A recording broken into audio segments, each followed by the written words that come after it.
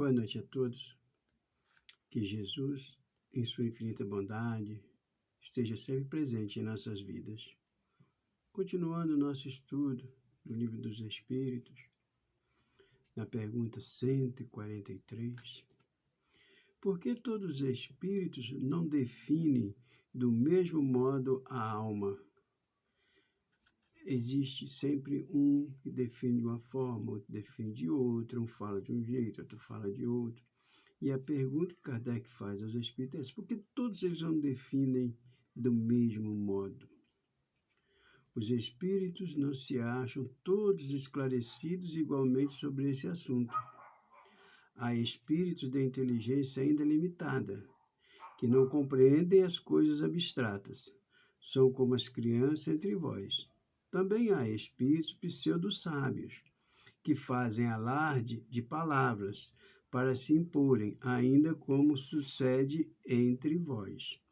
Depois, os próprios espíritos esclarecidos podem exprimir-se em termos diferentes, cujo valor, entretanto, é substancialmente o mesmo, sobretudo quando se trata de coisas que a vossa linguagem se mostra impotente para traduzir com clareza. Recorre, então, às figuras, às comparações que tomais como realidade. Então, muitas pessoas, como nós falamos, não sabem o que está falando. Nós, às vezes, falamos isso, fulano não sabe o que está falando besteira. Né? Às vezes, a pessoa é um pseudo-sábio, quer questionar tudo, quer tudo entender, quer que tudo seja do jeito que ele quer. Mas os espíritos superiores que sabem como definir, também têm dificuldade muitas vezes em definir corretamente por causa da nossa pobreza de linguagem ainda, do nosso entendimento. Então, às vezes, um fala de um jeito, outro fala de outro, sempre falando a mesma coisa, mas para que cada um entenda da sua maneira. É como falar assim: Jesus foi ao monte orar. Um evangelista escreve assim. O outro escreve: Jesus subiu ao monte para orar. Jesus caminhou até o monte para orar. Então, são maneiras diferentes de se expressar, mas expressando a mesma coisa. Que se deve entender por alma do mundo? No ditado popular, né? no senso comum, a gente diz alma penada de outro mundo, né? Mas Kardec questiona que se deve entender por alma do mundo. Princípio universal da vida e da inteligência, do qual nascem a individualidade.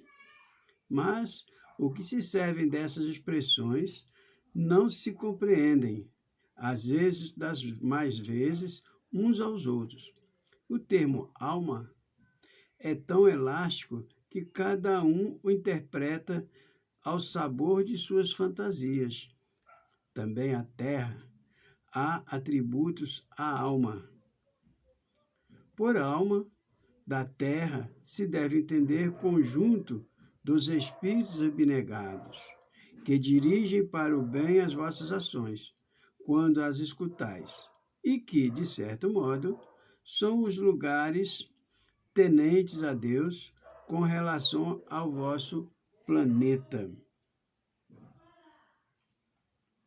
Como se explica que tantos filósofos antigos e modernos, durante tão longo tempo, hajam discutido sobre a ciência psicológica e não tenham chegado a conhecimento da verdade?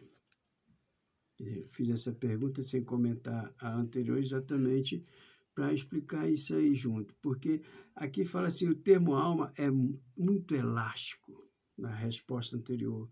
Quer dizer, são definições que cada um cria, né? Mas, na realidade, os espíritos definem para Kardec que é o princípio universal da vida. Esses homens eram, olha só, gente, esses homens eram os precursores da eterna doutrina espírita. Prepararam o caminho. Eram homens e, como tais, se enganaram, tomando suas próprias ideias pela luz. No entanto, mesmo os seus erros servem para realçar a verdade, mostrando o pró e o contra. Demais, entre esses erros, se encontram grandes verdades que um estudo comparativo torna compreensível. Então, essas pessoas, esses filósofos, né, como aqui, esses antigos e modernos, esse povo do passado, os profetas, falavam cada um de um jeito, de uma forma, e não definiam a verdade para nós. Por quê? Eles eram precursores da doutrina, vieram trazendo informações, preparando a gente para receber a doutrina espírita, que Kardec fala, eles eram precursores da eterna doutrina espírita. Quando os espíritos respondem aqui, ó, precursores da eterna doutrina espírita, isso significa que agora, daqui para frente, a doutrina espírita vive e fica. É isso? A alma tem no corpo sede determinada e circunscrita, quer dizer, a alma tem um lugar determinado no corpo, um lugar circunscrito para ela se manifestar, para ela habitar? Não. Porém, nos grandes gênios e em todos os que pensam muito, ela reside mais particularmente na cabeça, ao passo que ocupa principalmente o coração naqueles que muito sentem e cujas ações têm todos os objetos da humanidade. Olha que resposta interessante. Os Espíritos chamam a atenção que quando Jesus fala que o vosso tesouro está onde está o vosso coração, ele chama a atenção para isso. Se eu sou um homem de gênio, se eu sou um homem cientista, aonde eu quero estar situado no meu corpo físico? No cérebro. Porque eu vou trabalhar só pensando.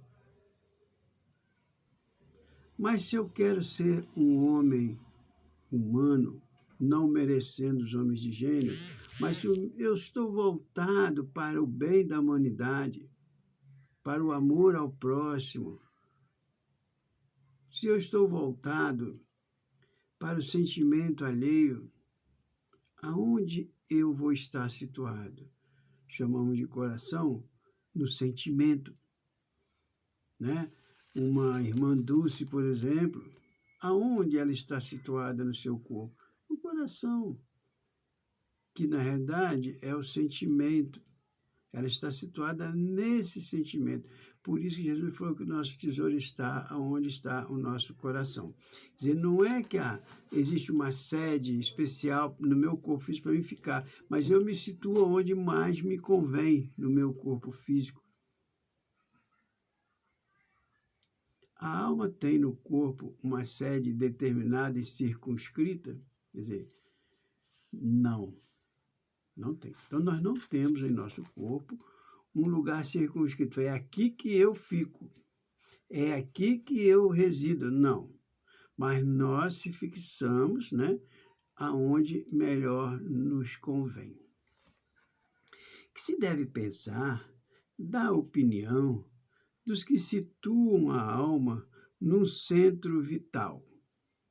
Tem algumas pessoas que situam a sua alma num centro vital.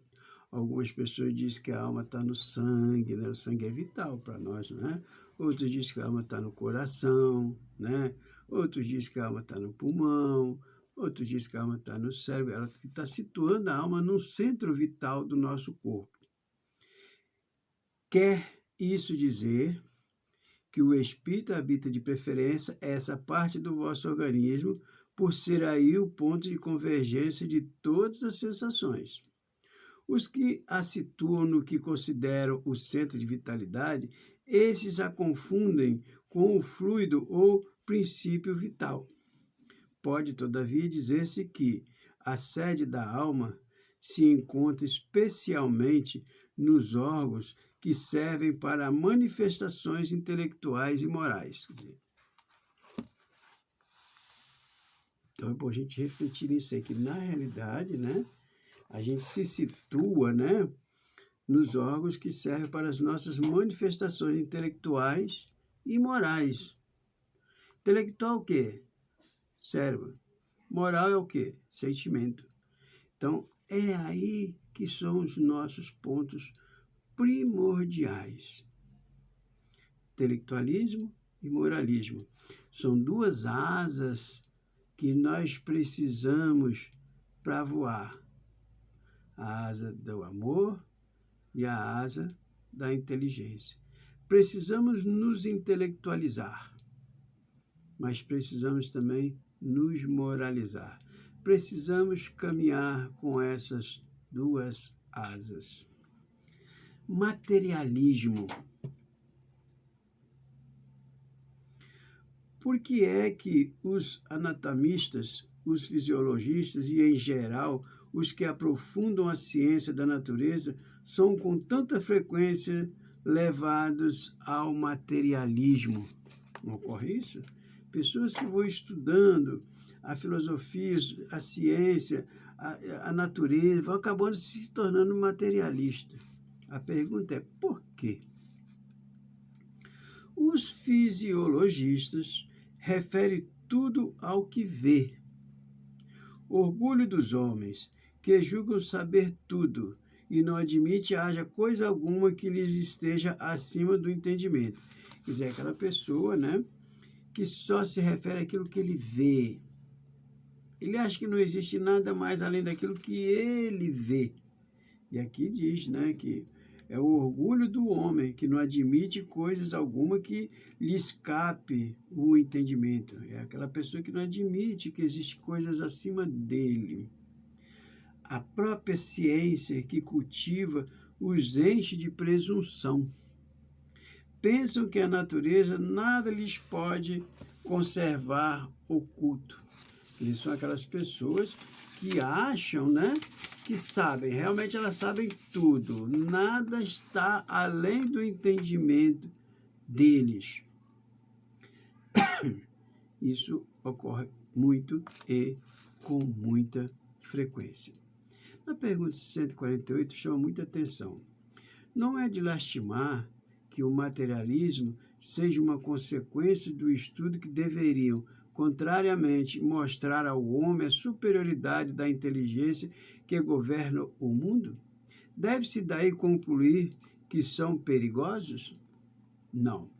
É exato que o materialismo seja uma consequência desses estudos. O homem é que deles tira uma consequência falsa, pela razão que lhe ser dado abusar de tudo, mesmo das melhores coisas.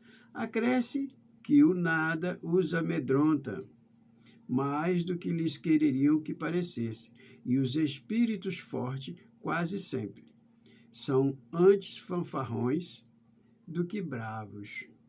Na sua maioria, só são materialistas porque não têm com que se encher o vazio do abismo que diante deles se abre.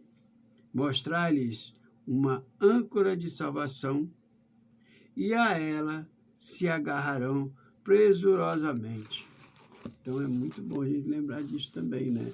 E às vezes as pessoas são muito fanfarrão mesmo, as pessoas querem mostrar uma superioridade muito grande, querem achar que elas estão acima de Deus, acima de tudo, que não existe nada além da matéria, mas que no fundo estão precisando de ajuda, estão sofrendo. Muitos espíritos chegam na reunião mediúnica, por exemplo, uma arrogância louca, mostrando assim uma superioridade incrível. E quando você começa a falar das pequeninas coisas, falar de Jesus, mostrar para ele um outro caminho, eles acabam, até muitas das vezes, terminar a conversa com a gente chorando, pedindo socorro. É o que está falando aqui, ó. Mostrar-lhe uma âncora de salvação e a ela se agarrarão presurosamente. Quer dizer, é só eles sentirem que tenham uma oportunidade de se modificar, de se melhorar, de crescer, que eles estendem as mãos. Muitas das vezes, nas reuniões mediúnicas, esses espíritos falam de uma forma que deixa a gente até meio preocupado, meio assustado, mas quando temos Deus, quando temos a espiritualidade maior no comando do nosso trabalho, com um jeitinho a gente vai mostrando para eles que apesar da nossa pequenez, eles também não são tão grandes assim. E quando se conscientizam disso, choram, pedem perdão e pedem a ajuda. E é nesse momento que você consegue ajudar. São mais fanfarrões do que tudo, precisando de muita ajuda, muito carinho nosso. Por isso que Jesus fala, amai, principalmente aqueles que vos perseguem e vos caluniam.